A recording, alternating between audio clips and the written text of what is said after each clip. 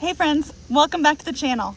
So today we are going to share with you our brooder that we used this year for our chicks. I'm here with the bunnies because I just fed them some dandelion leaves and I wanted to show you how cute they are because they are precious. Hi girls, are those yummy? You all are so sweet. You want me to go get you some more? Huh? Okay, I'll go get you some more. Lotsa, you are precious. Matcha, you are too. You're so fluffy. Yeah. Okay, so we have been raising chickens for 5 years now. This is our 5th year. And something you have to do with chickens, if you are raising them from chicks or from babies, is to have a brooder. So over the 5 years, our brooder has progressed or changed quite a bit. And I'm going to show you a little bit of that before we show you our brooder that we used this year. So the very first chicks we ever got were egg layers. All we did for our brooder was use a simple plastic tote and we had it inside our house. This worked great because egg layers don't grow very fast and we had less than 15 in each box. When we started purchasing larger groups of chicks, we needed a larger brooder with more feeding space. We graduated to this livestock water trough and kept it on a table in our garage, which came in really handy for times like this. Well, we were out running errands today. Figured we ought to stop by Rural King and see what's going on. They had some, I'll say, old chicks, which these don't look like old chicks, but when Rural King has chicks that are, say, a week or 2 weeks old, they mark them down from $5, $6, $7, whatever they want for them, down to $1 to $2. So, that's hard to pass up. So here we are, another 30 chicks. Then we added meat chickens and had to come up with a new brooder idea because they grow so fast and take up a lot more room than the layers. So Nick designed this really cool brooder for our garage. Yeah. Hold on, I'll help you get in there. Oh my gosh, there's so much better. Huh? Wait, is this the meat chicken? Yeah, there's the meat ones. Is it a meat? Uh-huh. Oh my gosh, you went crazy, turtle. He was really surprised by how many I had bought. Can you move it over? There you go. Did you say I went crazy? Yeah. I thought those were the other chickens. Nope. They're big. Like, they're way bigger than... Here, let me take down the walls. With the partition in the middle, we could brood the egg layers and the meat chickens at the same time. They're almost as big as those. I know. No, these are almost... As big as these. Yeah. And those are only 1 week old. That's why they grow so fast. Wow. Isn't that crazy? Yeah. But that one's like the biggest. Uh-huh. Are they so scary people? One of them will get in your hand. Oh, pet me! Pet me again, pet me again, pet me again. I want you to pet me. Pet me again. Oh, it's petting her! It's tiny little beaches for me. Uh-huh. Oh, so furry. Aren't they cute? Yeah. Now they'll all come to me. Uh-huh. It's like, I want one to pet me. I want to pet one. I don't want you to pet me. You cannot pet me. You're so awful. They all look like the same color.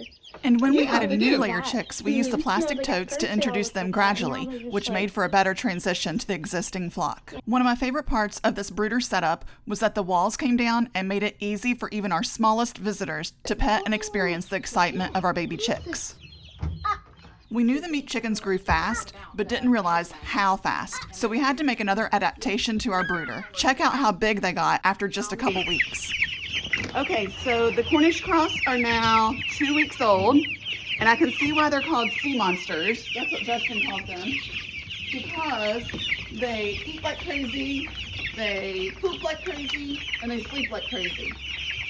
So we are doing the on 12, off 12. Whenever I go to feed them in the mornings, they devour it like monsters. It's insane. And usually, whichever one I put down first is the one they go for. Look at Here goes. Here goes. Here's another one. Since the meat birds expanded to the whole brooder, the layer chicks needed a place to go. So Nick made a double-decker brooder and moved them up to the penthouse. Take a look. All right, guys, I'm going to take you on a quick walk through the brooder that we have set up this year. We got 2 different layers set up, with the bottom layer being a 4x8 rectangle. that the meat birds are living in. Right now we have 45 birds in this square, or in this area. Originally we had 2 4-foot by 4-foot squares, but the meat birds got too big too fast on us. Had to move the egg birds upstairs, so I ended up building this shelf that we ended up moving the egg birds up into. Show you that real quick. Basically I have 2 different doors here that I made up with hardware cloth and simple plywood frame, a few hinges. I got a heat lamp on a little swing there that you can move depending on what door we need to get into. But we get into this side, we got you can get into the 19 birds that we have in the box and get to their food and water, and put a couple perches in for them, and everybody seems to be pretty happy. We maxed out capacity on this brooder and our available garage space, so we needed something bigger for the next year. Plus, as you can see here, our dogs were not too fond of their new loud roommates. So next, we started brooding in our livestock trailer. You ready? Yeah. Well, here's the last one. 213! Woohoo! 213. So we had 215. Yeah, we had 215. They gave us 5 more. They gave us 5 extra. This setup worked really well when it wasn't too hot outside, and we could partition it off to brood egg layers at the same time. When we just had the meat birds, we could keep expanding their area as they grew to take up the whole trailer space. The chicks are getting new bedding. We put new bedding down to cover up the poo almost every day, so this is what you would consider a deep bedding method. We sometimes use peat moss and sometimes we use the pine chips, but today we got the pine chips and we kind of alternate between the two. Oh. It's okay. The downsides to our trailer brooder were that it was a big metal box and was hard to regulate the temperature when it was hot or cold. Plus there were a lot of drafts and we had to put up tarps over it when there was heavy wind or rain. Get on the ramp. No. I don't know. I just want to see what they'll do. If they see one of them go, there he goes. If one of them goes, they'll probably all go. And this was the biggest advantage or plus side to having the chicks in the trailer. Whenever it was time for them to go out and pasture, we could just drive the trailer from our house over to the farm and let them out on the pasture. Where we still don't have electric at our farm, we still have to do our brooding at home so we can use our electricity for the heat lamps. We did eventually expand the width of the ramp that we wanted them to go down, and it still didn't make much of a difference because they still did not want to go down the ramp. And ultimately we had to pretty much pick up every single one of them and take them off one at a time. Did he jump off? One more downside to using the trailer as our brooder, we couldn't use it to haul anything else during that time. So if we needed to transport pigs, goats, or a 4-H project, we couldn't. Then last year we borrowed a friend Siskovich tractors and tried brooding on grass. This worked pretty good, but we still had to use bedding because the cold and dampness from the ground makes it hard to regulate the temperature for the chicks and keep them warm. But it was really nice when it was time for them to go out into grass. We just raised up the brooder onto blocks and let them start getting acclimated. We did this brooder method in August during a drought, so it was really hot and really dry. I'm not sure how well it would work if it was in a cooler season and if there was a lot of moisture in the ground. But for this particular timing, it worked out really well for us. And that brings us up to this year's brooder design.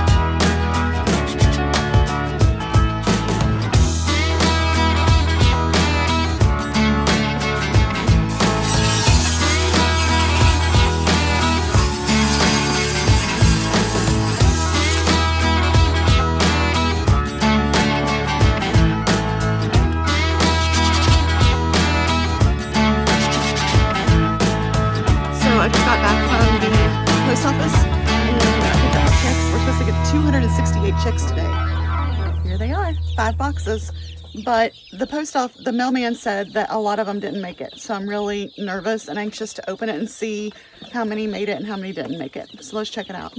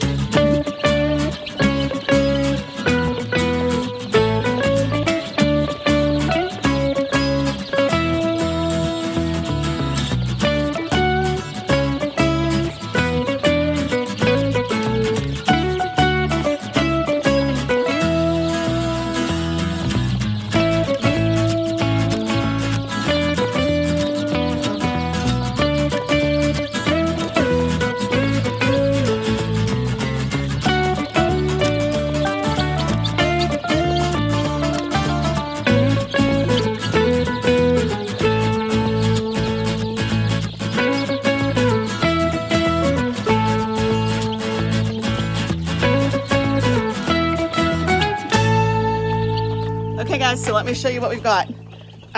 Nick has made this brooder for me. It's a porch brooder, and That's a thing. it is a thing. We made it a thing. So let me show you what I've got so far. All right, so here's what we have. I counted all my chicks. I did a live. I don't know if you all saw the live. Oh, I hate that noise. When one of them is making that squeaking noise, it makes me nervous. Okay, so what I have these little pan feeders. They're actually pizza top boxes or pizza box tops. So I put feed on all of those, and after I dip their beaks, so each one, I take one out at a time, I dip their beaks, and then I put them over there on the feed pan. And that way they get something to drink, and then they know exactly where the food is. And the food is like everywhere they turn, there's food. And here's what it looks like at night. So right now they are almost 2 weeks old. We have this side open for feed and supplies. And then they have all of this open with their waters and their feeders.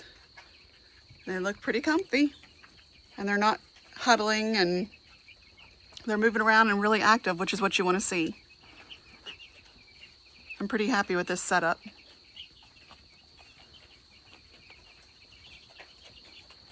All right, you guys, so the birds are 2 weeks and 3 days old, and we have completely expanded the brooder as far as it will go, because the bigger they get, the more space they need.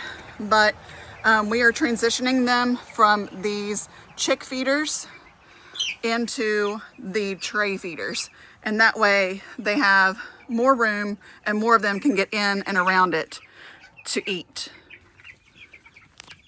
And right now, some of them are resting and some of them are eating, but if all of them wanted to eat, they could. So that is what you want. So far, the 2 3-gallon waters have worked well. The only thing is, if you run out, then that's really bad, because they all want to drink at the same time. So you just got to make sure that you keep these full and have water in them the whole time. The one thing I don't like about having pine chips is that they get into the water. No matter what we do, it seems like they do, and we're constantly pouring that out and changing it.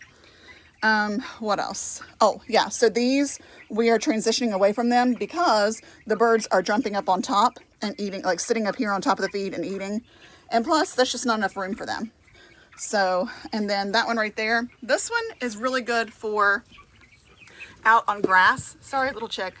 This one's good for out on grass, but not on the bed chips or the wood chips because it gets in there like crazy and you have to clean it out constantly. Especially when they start running and getting excited, they kick up the wood chips everywhere. And so that's why we are going to the feeders. And all we do, we can fit about 3 scoops, just your regular feed scoops. We can fit 3 scoops in here, and then we pour the grit on top. Right now, I still have them on chick grit, but they could probably go ahead and move up to the larger grit. I just put in fresh pine chips, so they're looking good. And right now, it doesn't smell at all because they have fresh wood chips, so that's pretty cool. But they look great. Hopefully they keep it up.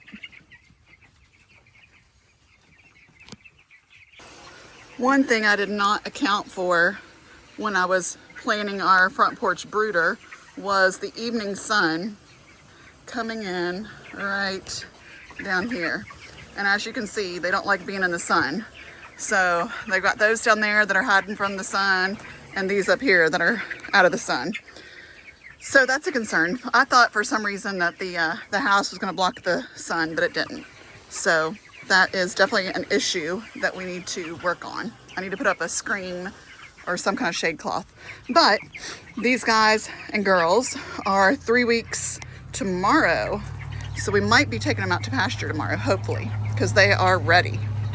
So the next day, we loaded up about 60 of the largest ones and the ones with the most feathers into the bed of the truck and drove them over to the farm. We put them out on pasture under our chicken tractor and left the others in the brooder just a few more days before moving them too. You can see several of them here that still needed their feathers to come in. All right, you guys, so we have had 5 different brooders over the last 5 years that we've been raising chickens. And this last one, they all have their pluses and their negatives. This last one, I think I went over most of the negatives about all the others that we've had, but the one for this year, the main thing that I didn't like is that it's so hard to regulate the temperature, like on our front porch, because there was one night that it got below freezing, and there were several nights that it was in the 30s. So we had to like put cloth, towels on top of the brooder to keep all the heat in, to keep them warm. So it's not ideal. And I had somebody say, well, I guess this is the way you want to live with chickens on your front porch. No, we don't. But we make do with what we have. Something else was like the tops of the brooder. Like they were just kind of difficult to take them all off and put them all back on. But other than that, it worked pretty well. I think this one is probably one of my favorite brooder. No, probably our double decker that we had in the garage. It just wasn't big enough. And I think your favorite is the mobile, like the trailer. Yeah, I guess. Okay, his favorite is the trailer. What I don't like about the trailer is that in the heat, it gets extremely hot and it's hard to regulate the temperature. Plus, it's too small. And it's small and it has a lot of holes. So there's wind that comes in, and then we have to put a tarp over it when there's lots of wind and when there's lots of rain or any kind of precipitation. We have to put like a big tarp, and that's a big pain in the rear end. But, so all of them have their pros and cons. Are any of them ideal? No, not at all. What we want to have someday, hopefully, is to have a standalone brooder, a building, all on its own. Something like Heifer USA has, but on a smaller scale. Or we also saw one, a guy from Appa had one, and he had like radiant heating in his floor, which would be awesome. That would be very beneficial because you could just keep it at a constant temperature and it would not be so difficult to regulate the heat lamps. But ideally, we would like to have a brooder like out here in the pasture, and then be able to bring our chicks out as they're ready to go out on pasture, bring them out of the brooder to go onto pasture, and it'd be easy transition. So that's what our long-term goal is. Ideally, that's what we would like to have. That way we'd all be in one building. It'd be easier to control the temperature and the humidity, which we have never been able to control. That's one of our biggest problems with the brooders that we've had, is controlling the humidity. So that's what we have for these. If you all have any questions about any of our brooders, let us know in the comments below. But the next video, we are going to show you putting them out on the pasture, and we'll show you the rest after that. So thanks for joining us, and we will see you on the next video. Please remember to subscribe, hit the notification bell, and the like button. Thanks, guys. Bye.